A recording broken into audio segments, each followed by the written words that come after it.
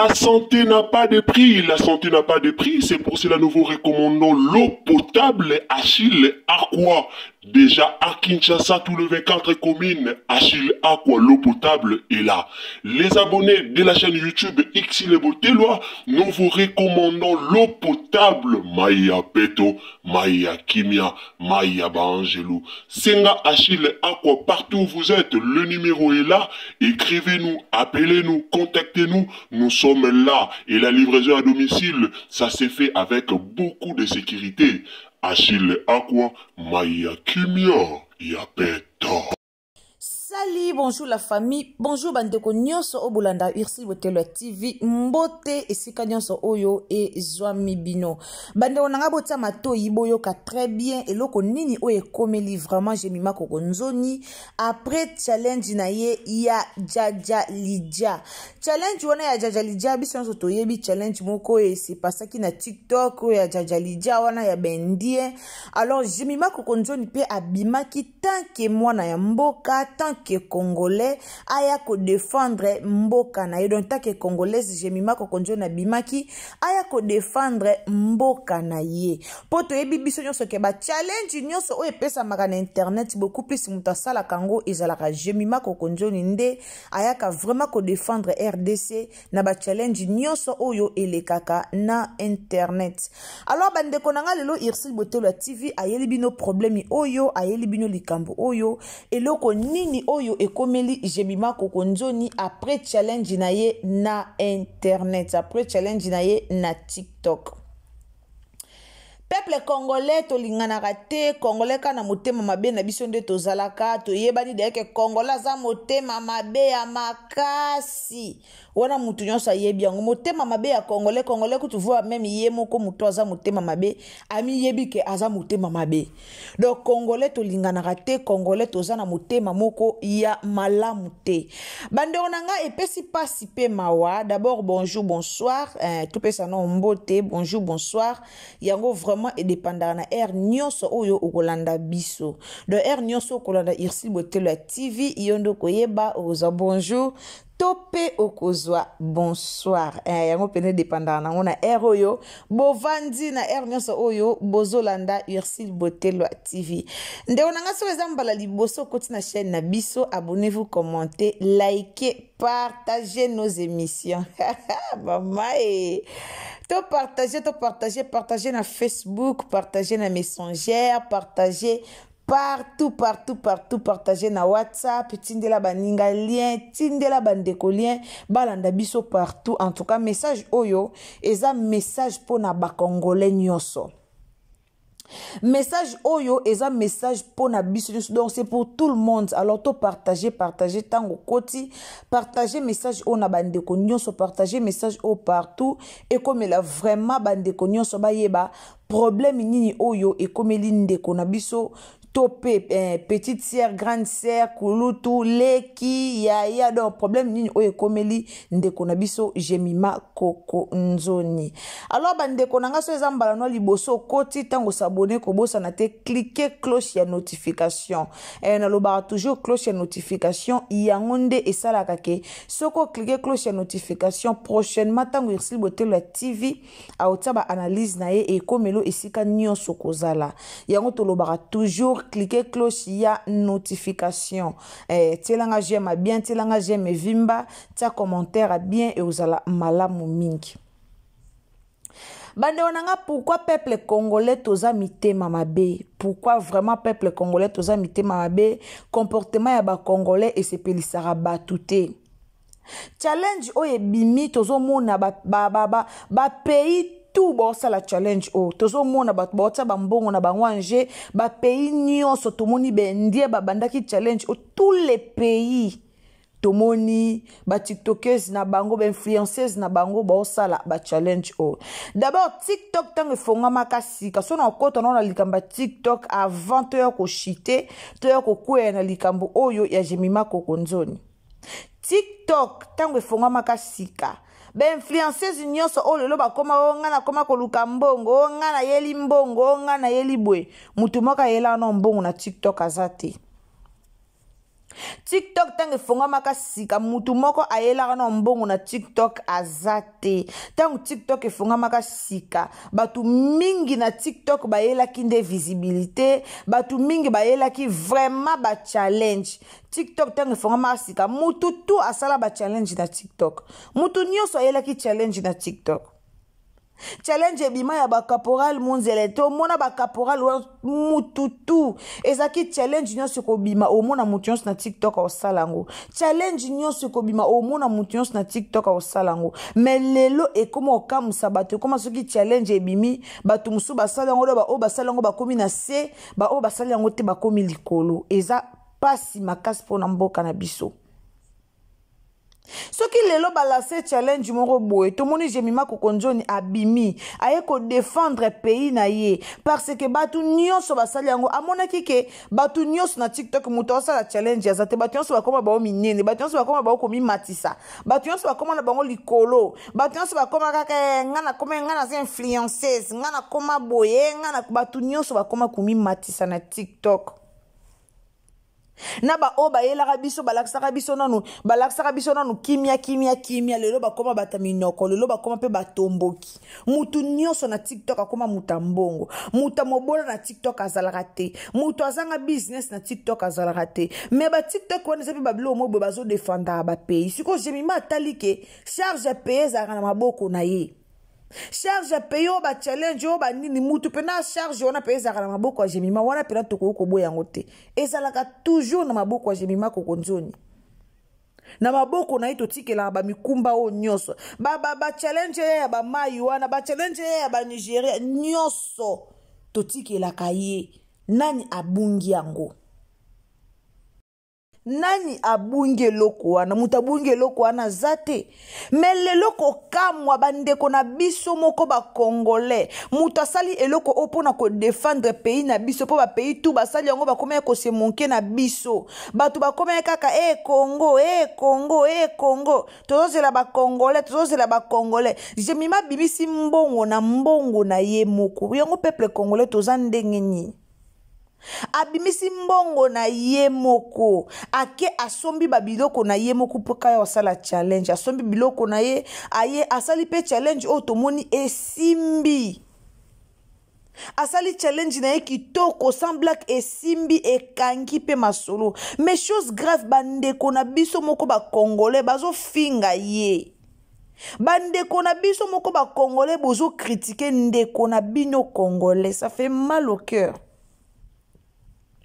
Ça fait mal. Comment on a bandeko na biso moko bozo critiquer ndeko na bino moko mais bozo kende kondima o ba Camerounais basali. Bozo kende kondima oyo ba tumususu bas o ba Brazzaville basali. Pourquoi ozo critiquer eloko ya mboka no o mwana mboka na yo asali.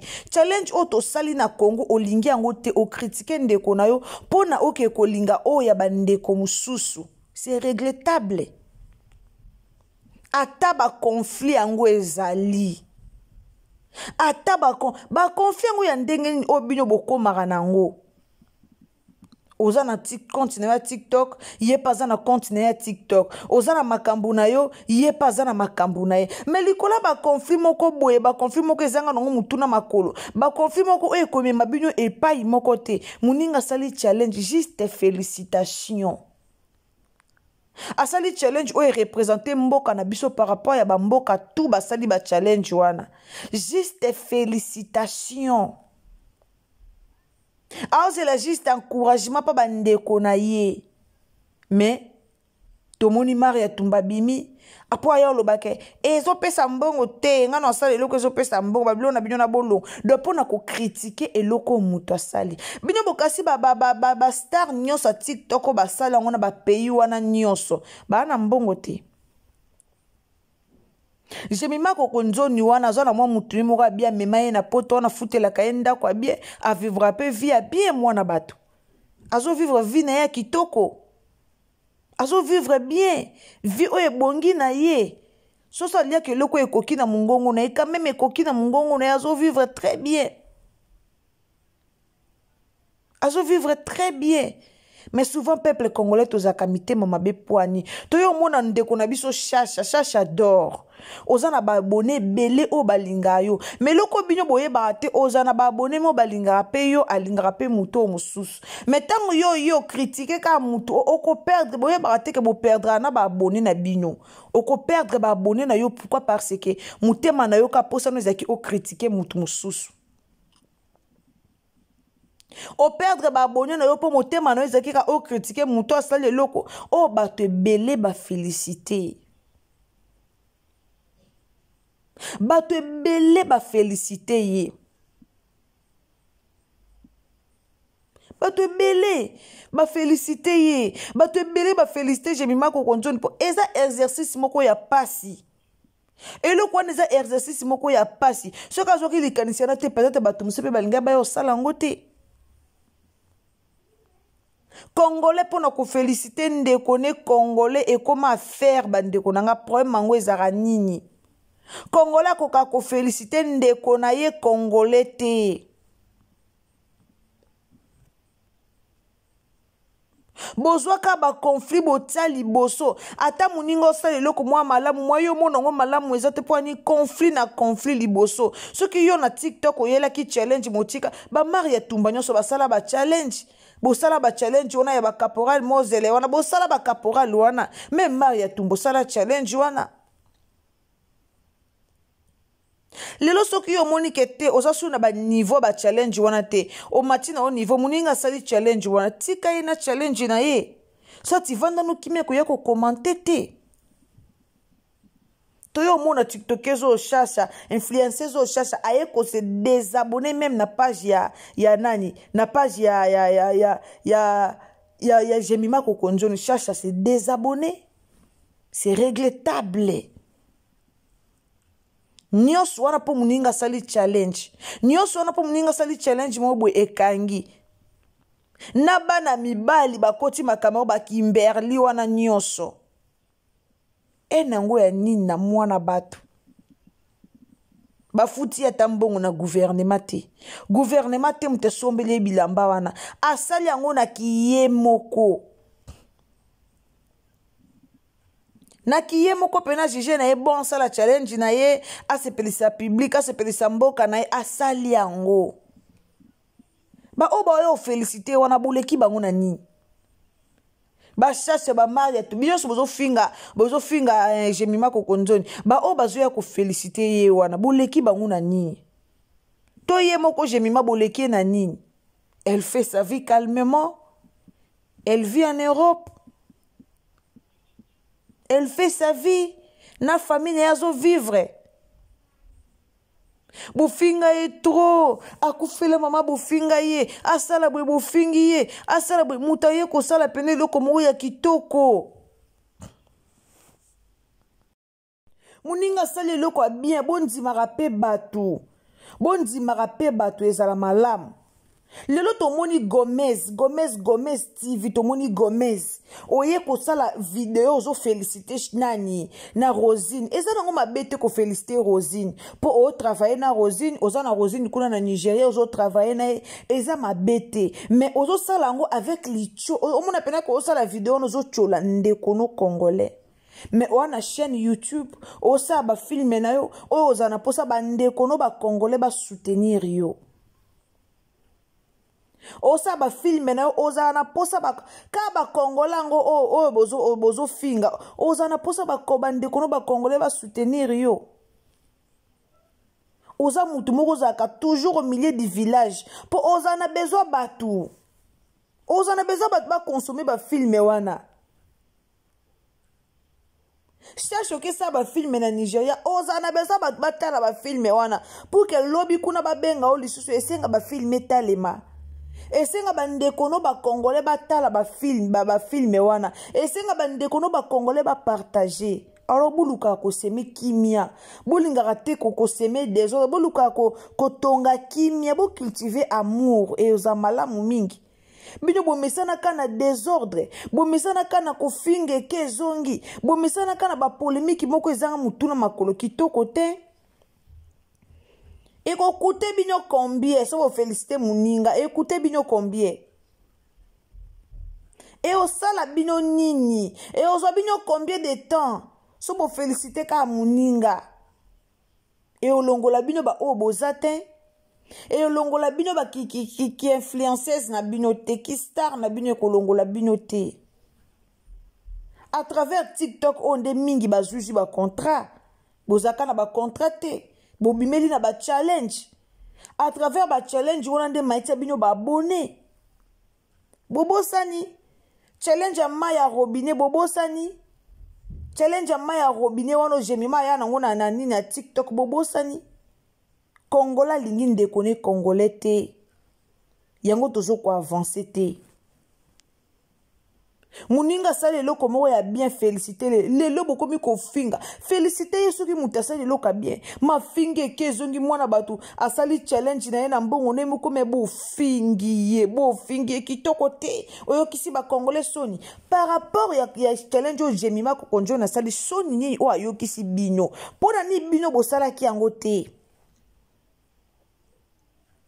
Tango moni ke jemima sali challenge moko eyoki si yo soni kende kosomba babilamba wana bende yo pe mbala moko ya kosala ngo yo longola biso soni soko moni ke o jemima ko konjo na sali eyoki si biso soni yo ya kolongola biso soni eza kitoko makasi ya kolongola biso soni ozala bien et ozala bien soki ya eyoki si biso soni bongo yo tiki biso na soni pourquoi po bobi ya yo kisi biso soni ko bino botiki biso na soni combien d'influenceurs o ba mi benga kana za influenceurs o tozana bango be influenceurs o bokima makambo be influenceurs o bo sala ki influenceurs na bino moko bozo ko influencer batu nini to moni be influenceurs a pays nyoso ba sali ba challenge bino bozo ko influencer batu na nini nde bozo tinda batu na kosimba bakisi bozo tinda batu na mabe yango nde be influenceurs. Bokoma ko influencer bana batandenga mabe. TikTok wane koma mabe. Mututu na TikTok wana bimeli na famille bien. Mututu na TikTok wana zaka na mbongo babola bazarate. Ki influencers na bino eka ya modèle wana. Tomona aseka influencer TikTokers wana seka. Tilo lo boyebi seka tika la bongo poani. Po aboya na yeba bangam na bango. Aboya na yeba proposition na bango ya mabe. Aboya bozong sa yesu na mitema botika mwana batu jemima sali challenge na ye ekangi mokili quand même ya sali yango a dépenser belé a dépenser mbongo belé pour kasala babiloko ne wana botika ye botika mwana batalongoli biso soni botika mwana batasali lo mobe auto sepeli nango. So bo moni ke ya sali mabebi no pe boya ko sala et oza malama en tout cas courage de jemima ko konjoni courage vraiment to ebi yo to tikela o ya ba charge biso pe na TikTok to tikela o ba charge pour ceux qui challenge ebimi mututu atale la jemima aya ko défendre pays. Merci beaucoup vraiment na ndengo défendre ba congolais o sali challenge no kitoko ka ba jaloux nde bazo ke lo motema passe bazo ke lo jaloux yango na ndo moni bazo lo ba ke esimbi te comprendre bango baza vraiment bazo ke lo vraiment jaloux baza batazua yango na bazo lo ba bon. Merci bande ko nanga partager mission au partout partager vraiment partout comme la bande ko nyonso to ye ko cultiver amour na Congo et ozala malamu mingi to cultiver bolingo nde yango esala mboka na biso e mata.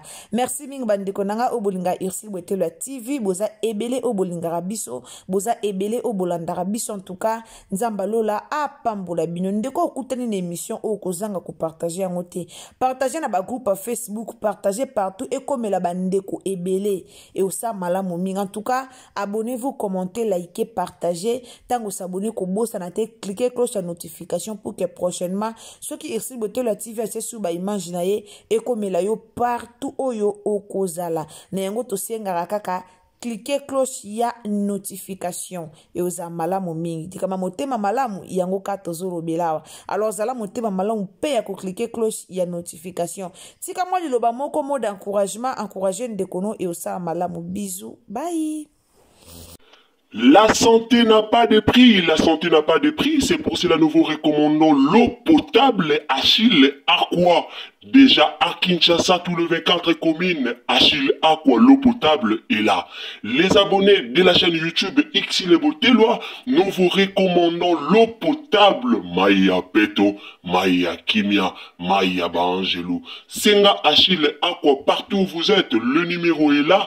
Écrivez-nous, appelez-nous, contactez-nous. Nous sommes là. Et la livraison à domicile, ça s'est fait avec beaucoup de sécurité. Achille Aqua, Maïa Kimia, Yapeta.